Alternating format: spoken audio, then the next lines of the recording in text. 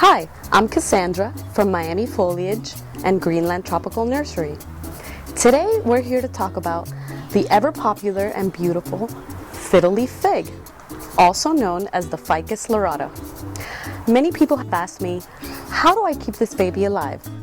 Well, they're actually not as finicky as many people think, as long as you're not afraid of it and you follow a few simple rules. You've heard a million times that it's important not to overwater it. But believe it or not, a lot of people underwater it. What they mean by overwatering is to water it too frequently. What you really want is not to water it frequently, but you want to make sure that all of the soil is wet from top to bottom when you do water it. So here's my trick. Even though I love this beautiful decorative basket, I keep my fiddles inside of its original grow pot. Let me show you.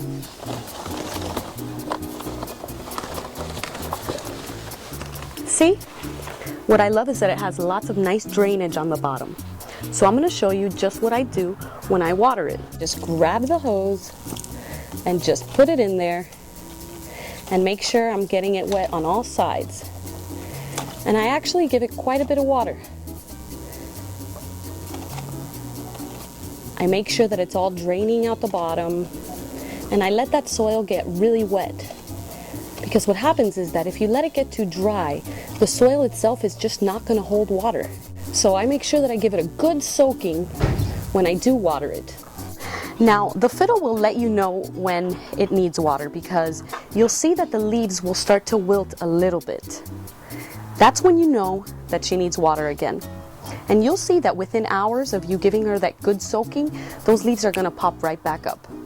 After I let all of the water drain out of the bottom, I can go ahead and put the plant right back in its decorative pot or back inside in its decorative pot. So now we're going to talk about lighting. What's really important with the Fiddle Leaf Fig is that it never receives direct sunlight. So right here she's okay because she's under this covered canopy and this patio never receives sun from the east or the west. Inside she'll do great as long as she's next to a big open window like a French door or something like that. She loves bright indirect sunlight. If you see the leaves starting to yellow a little bit, that's how you know she's getting a little too much light and you want to maybe back it up a little bit further from the window, or maybe you're not noticing that it's getting some direct sun.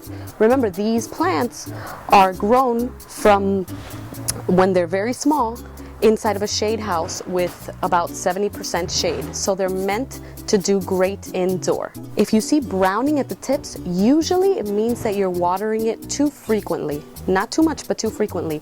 Or that you don't have good drainage on the bottom and you're experiencing some root rot.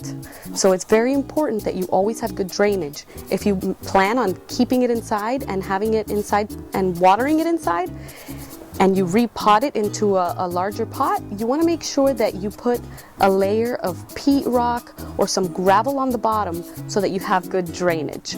That will really save you. These plants are super sensitive to root rot. One more thing that I like to do with my Ficus lyrata when I keep her indoor is turn her 180 degrees every 3 or 4 days so that she gets equal sunlight on all sides. This will keep your plant looking beautiful everywhere. If you want to fertilize your plant, she likes to be fertilized during the growing season, which is the spring and the summer. You can fertilize it every 2 weeks if you like. I would suggest just using half of the strength of the fertilizer and find one that does not have boron. Ficus happen to be very sensitive to boron, so you want to find something that is specifically made for ficus. You might have to find it online though. And that's about everything I got for you today. Once again, I'm Cassandra from Miami Foliage and Greenland Tropical Nursery. Have a great day.